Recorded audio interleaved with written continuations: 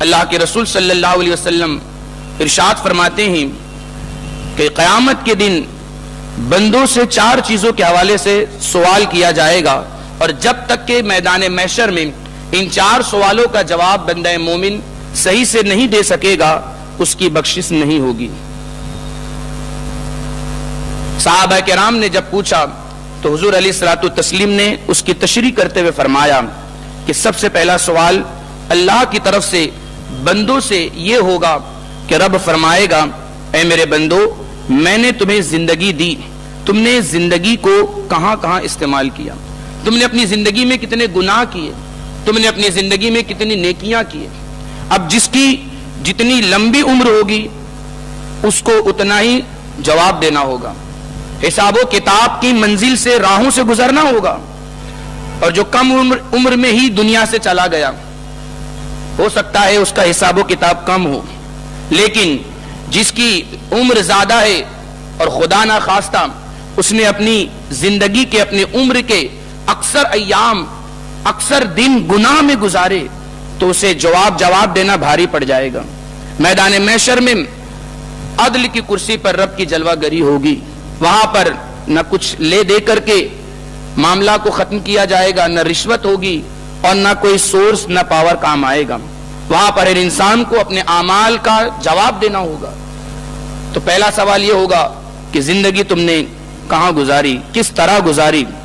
دوسرا سوال یہ ہوگا، صحابہ کرام کو میرے آقا بتا رہے ہیں اور صحابہ کرام سن رہے ہیں۔ دوسرے سوال کے بارے میں حضور فرماتے ہیں، دوسرا سوال یہ ہوگا کہ ہم نے تمہیں مال دیا، تم نے مال کا استعمال کہاں کہاں کیا، کتنی جگہوں پر اپنے مال کو خرچ کیا۔ اب بندہ مومن کو جواب دینا ہوگا کہ وہ اپنے مال کو کہاں کہاں استعمال کیا، راہ خدا میں کتنا صرف کیا، دین کے کاموں میں کتنا لگایا، دنیا کے کاموں میں کتنا لگایا، اسی طرح سے گناہ کے کاموں میں کتنا لگایا۔ یہ ساری چیزوں کا تفصیلی جواب وہاں دینا ہوگا۔ تیسرا سوال صحابہ کرام سے میرے نبی صلی اللہ علیہ وسلم اس طرح بیان فرماتے ہیں کہ تیسرا سوال یہ ہوگا کہ ہم نے تم کو مال دیا، عمر دیا، اور ساتھ ہی ساتھ ہم نے تمہیں خوب کثیر اولاد دیے۔ اولاد بھی اللہ کی نعمت ہے، اور ایک روایت میں آتا ہے کہ فرمایا جائے گا کہ تم نے وقت کا استعمال کہاں خرچ کیا، کہاں استعمال کیا، تم نے وقت کو کتنے نیک کاموں میں تم نے استعمال کیا، یہ پوچھا جائے گا۔ اور اس کے بعد چوتھا سوال ہوگا رب کی طرف سے بندگان خدا کے لیے کہ تم نے میرے اہل بیت سے محبت کتنی کی، میرے گھر والوں یعنی حضور صلی اللہ علیہ وسلم کے گھر والوں سے تم نے محبت کتنی کی، یہ پوچھا جائے گا۔ 3 سوالوں کا جواب آدمی دے دے گا، چوتھے سوال کا جواب دینا ہو سکتا ہے ہر کوئی نہ دے سکے، وہی دے سکے گا جس کے دل میں سچی محبت امام حسن و حسین کی ہوگی، وہی دے سکے گا جس کے دل میں امام حسن کی سچی محبت ہوگی، وہی دے سکے گا جس کے دل میں حضرت علی کی محبت ہوگی، وہی دے سکے گا جس کے دل میں حضور علیہ السلام کی سچی محبت ہوگی۔ چوتھا سوال ہوگا۔ جب صحابہ کرام نے پوچھا یا رسول اللہ صلی اللہ علیہ وسلم اہل بیت سے محبت کی علامت کیا ہے، اس کی نشانی کیا ہے، پہچان کیا ہے، آپ کا گھر تو کافی بڑا ہے، آپ کا خاندان تو کافی بڑا ہے، پہچان کیا ہے؟ تو اس وقت حضرت علی رضی اللہ تعالیٰ عنہ حضور علیہ السلام کے بازو میں کھڑے تھے، اور حضور علیہ الصلوۃ والتسلیم نے اپنے ہاتھوں کو اٹھا کر حضرت علی کے کاندھے پر رکھا اور صحابہ سے کہا یہ اہل بیت کی محبت کی علامت ہے، یہ اہل بیت کی محبت کی علامت ہے۔ پتہ کیا چلا؟ حضور علیہ الصلوۃ والتسلیم نے حضرت علی رضی اللہ تعالیٰ عنہ کے کاندھوں پر ہاتھ رکھ کر کے صحابہ کو واضح لفظوں میں بیان فرما دیا کہ جو مجھ سے محبت کرے گا اس کے لیے ضروری ہے کہ وہ علی سے محبت کرے، اور جو مجھ سے محبت کرے گا اس کے لیے یہ بھی ضروری ہے کہ وہ حضرت علی کے نسل میں پیدا ہونے والے ہر شخص سے محبت کرے۔ اسی طرح سے آئیے ایک اور حدیث پاک میں آپ کو سناؤں امام حسن و حسین کا مقام کتنا بلند و بالا ہے. یہ حدیث پاک نے آپ تو بار بار سنتے ہی ہوں گے، الحسن والحسین سید شباب اہل الجنہ، کہ حسن اور حسین یہ جنتی نوجوانوں کے سردار ہیں. دنیا میں نبی نے اپنے کاندھوں پر بٹھا کر کے امام حسن و حسین کے مقام و مرتبے کو بلند فرمایا. یعنی دنیاوی تمام کمالات و خوبیاں حضور نے اپنے نواسوں کو عطا فرما دی. اب آخرت کی خوبیاں عطا فرمانی تھی تو جنت کی سرداری عطا فرما دی. جنت کی سرداری عطا فرما. اب ایک حدیث پاک آپ سماعت کریں. یہ حدیث پاک محدث دیلمی نے اپنی کتاب مسند الفردوس حدیث نمبر 135 اور امام سخاوی علیہ الرحمٰن نے اپنی کتاب استجلاب صفحہ نمبر 99 پر یہ حدیث پاک نقل آپ نے فرمائی ہے کہ اللہ رب العزت نے جنت سے وعدہ فرمایا کہ جنت عرش پر 2 ستون ہیں جو نور کے ستون ہیں، جو لٹکے ہوئے نہیں ہیں، عرش سے ملے ہوئے ہیں. اس 2 نور کی ستون جب تمہارے اندر یعنی جنت کے اندر وہ پہنچیں گے 2 ستون تو جنت کی خوبصورتی میں اضافہ ہو جائے گا. حالانکہ جنت خوبصورت ہے، جنت کی زمین جیسی دنیا کی زمین نہیں، جنت کے محل اور باغات جیسے دنیا کے محل اور باغات نہیں، جنت کے پھل جیسے دنیا کے پھل نہیں، جنتی چیزوں کی جیسے دنیا میں کوئی چیز نہیں. دنیا میں پانی کی نہر آپ نے دیکھی ہوگی، مگر جنت میں تو شرابن طہورا کی نہر بھی آپ دیکھیں گے انشاءاللہ اگر پہنچے، اور یقیناً ہم جائیں گے. اسی طرح سے جنت میں دودھ کی بھی نہریں ہوں گی، شہد کی بھی نہریں ہوں گی. تو اللہ نے وعدہ فرمایا ہے جنت عرش کے 2 ستون ہیں جو روشن ہیں، منور ہیں، ان 2 ستونوں سے ہم تمہاری خوبصورتی کو اور اضافے میں تبدیل کر دیں گے، مزین کر دیں گے، آراستہ کر دیں گے. اور پھر جہنم نے ایک مرتبہ جنت سے کہا کہ اے جنت، فخریہ انداز میں اس نے کہا کہ میرے اندر فرعون جیسا ظالم بادشاہ ہے جو جل رہا ہے، نمرود جیسا ظالم بادشاہ ہے جل رہا ہے، شداد اور حامان جیسے ظالم بادشاہ جل رہے ہیں، اتنے بڑے بڑے کافروں کو میں جلا رہی ہوں. اے جنت تیرے اندر کون ہے؟ تیرے اندر کیا؟ یہ حدیث پاک ہے، یہ حدیث پاک ہے مسند الفردوس کی. فخریہ طور پر جہنم نے جنت سے کہا تیرے اندر کون ہے کہ جس پر تو فخر کرے؟ تو جنت نے رب کی بارگاہ میں عرض کی، اے اللہ، تو نے مجھ سے وعدہ فرمایا تھا کہ عرش کے 2 خوبصورت ستون کے ذریعے تو مجھے آراستہ اور روشن فرما دے گا. رب نے فرمایا ہاں. تو جنت نے پھر عرض کی، اے اللہ، کس طرح سے مجھے آراستہ فرمائے گا اور کس طرح سے میں اس پہ فخر کروں گی؟ تو اللہ رب العزت فرماتا ہے، اے جنت، عرش کے جو 2 ستون ہیں وہ کوئی اور نہیں، حسن اور حسین ہیں. حسن اور حسین ہیں.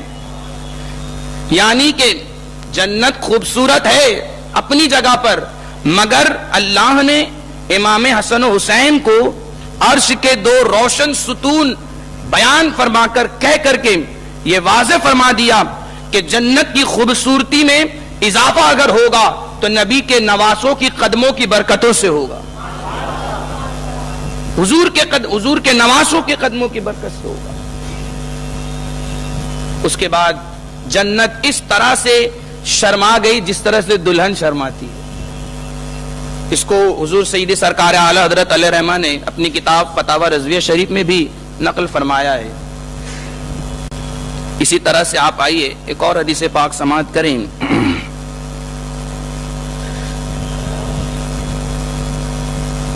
اور یہ جتنی بھی یہ جو حدیث پاک میں نے بیان کیا، اور بھی بہت سارے محدثین نے اس کو اپنی کتاب میں بیان فرمایا ہے. جیسے علامہ ابن حجر مکی نے اپنی کتاب الصواعق المحرکہ جلد 2 صفحہ نمبر 562 میں اس حدیث پاک کو نقل فرمایا. اسی طرح سے امام حیثمی نے مجمع الزوائد جلد 9 یعنی 9ویں جلد میں صفحہ نمبر 184 میں اس حدیث پاک کو نقل فرمایا ہے. اسی طرح سے امام ذہبی علیہ الرحمہ نے اپنی کتاب میزان الاعتدال میں صفحہ نمبر 278 میں اس حدیث پاک کو نقل فرمایا ہے۔ اسی طرح سے ابن عساکر نے اپنی کتاب تاریخ دمشق الکبیر میں جلد 13 صفحہ نمبر 228 میں اس حدیث پاک کو نقل فرمایا ہے۔ ان تمام محدثین کا اس پر اتفاق ہے کہ امام حسن و حسین کی قدموں کی برکت ہی سے جنت کو آراستہ کر دیا جائے گا، سب کا اتفاق ہے۔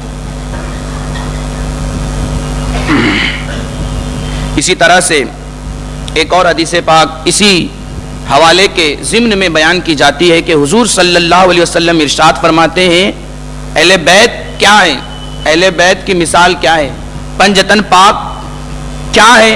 حضور علیہ الصلوۃ والتسلیم نے اس طرح سے مثال دیتے ہوئے فرمایا، حدیث پاک ہے، آپ فرماتے ہیں کہ میں درخت ہوں، حضور فرماتے ہیں میں درخت ہوں، فاطمہ اس کی ٹہنی ہے، اپنی شہزادی، وہ شہزادی جو جنت کے سردار ہیں، کیا گھرانہ تھا جن کے گھر کا بچہ بچہ سردار ہے، آقا ہے، آقاؤں کا آقا ہے۔ اسی لیے تو کسی شاعر نے کیا ہی خوب کہا، علی کا گھر بھی کیا گھر ہے کہ جن کے گھر کا ہر بچہ، علی کا گھر بھی کیا گھر ہے کہ جن کے گھر کا ہر بچہ جہاں پیدا ہوا شیر خدا معلوم ہوتا ہے۔ پورا گھرانہ آقاؤں کا ہے۔ تو حضور فرماتے ہیں میں درخت ہوں، فاطمہ اس کی ٹہنی ہے اور علی اس کا شگوفہ ہے، علی اس کا شگوفہ ہے، اور میرے دو نواسے یعنی امام حسن اور امام حسین رضی اللہ تعالیٰ عنہما یہ اس کے پھل ہیں، اور اہل بیت سے محبت کرنے والے اس کی شاخیں اور اس کی پتیاں ہیں۔ اور حضور آگے فرماتے ہیں خلاصے کے طور پر کہ ہم سب جنت میں ساتھ میں رہیں گے، یہ حق ہے، یہ حق ہے، یہ حق ہے۔ 3 مرتبہ حضور نے فرمایا، یعنی جنت میں اہل بیت سے محبت کرنے والا بھی جائے گا اور یہ محبت ہی جنت میں لے کر کے جائے گی۔ تو ہمیں چاہیے کہ ہم سچی پکی محبت کریں، اور محبت کا مطلب یہ نہیں جیسے آج کل لوگوں نے خیال کر لیا ہے کہ ماہ محرم شریف آتا ہے تو لوگ امام حسین رضی اللہ تعالیٰ عنہ کے نام سے کھچڑے بنا لیتے ہیں، ہر گلی میں کوئی 20 ڈیگ بنا رہا ہے، کوئی 15 ڈیگ بنا رہا ہے، کوئی 25 ڈیگ بنا رہا ہے، کوئی ڈرم کے ڈرم بھر بھر کے شربت بنا رہا ہے۔ اچھے کام ہے، ثواب کا کام ہے، نیکیاں ملیں گی، ثواب ملے گا، مگر ہونا یہ چاہیے، کیونکہ دیکھا یہ جاتا ہے کہ ہر گھر میں یہ نیازیں اتنی پہنچ جاتی ہیں کہ بہت سارے لوگ کھاتے نہیں ہیں، بہت سارے لوگ لیتے نہیں ہیں، بہت سارے لوگ کہتے ہیں کہ گھر میں برتن ہی نہیں ہیں، کہاں رکھیں ہم، اور پھر وہ نیازیں ضائع بھی ہو جاتی ہے۔ کچھ لوگ لے کر کے اسے گندی جگہوں پر بھی ڈال دیتے ہیں۔ تو بزرگوں کا جو نظریہ ہے وہ یہ، اور جو علماء کرام نے ہم تمام اہل سنت و جماعت کو جو سبق سکھایا ہے وہ یہ کہ امام حسین سے سچی پکی محبت کرنے کی ایک علامت اور ایک پہچان یہ بھی ہے کہ ماہ محرم میں جتنا چندہ کھچڑا اور شربت بنانے کے لیے جمع کیا جاتا ہے، کچھ پیسوں کا کھچڑا اور شربت بنا کر یا کوئی بھی نیاز بنا کر آپ ایصال ثواب کر دیں شہدائے کربلا کو، اور باقی پیسے جمع کر کے کسی غریب کو دے دیں۔ کسی غریب بچی کی شادی نہیں ہو پا رہی ہے، خرچ نہیں ہے، خرچ نہیں اٹھا پا رہا ہے گھر کا کوئی ذمہ دار، تو آپ اس کا خرچ اٹھا لیں، یہ بھی ثواب کمانے کا ایک بہترین ذریعہ ہے۔ اگر کوئی بیمار ہے، علاج کے لیے پیسے نہیں، آپ اسے دیں اور اس کی صحت و تندرستی میں آپ مددگار بنیں، یہ بھی ثواب کا ایک ذریعہ ہے۔ کسی مسلمان کا گھر ٹوٹ گیا یا سیلاب میں اس کا گھر بہہ گیا، آپ اس کی مدد کریں، گھر بنا کر کے دیں، یہ بھی ثواب کمانے کا ایک ذریعہ ہے۔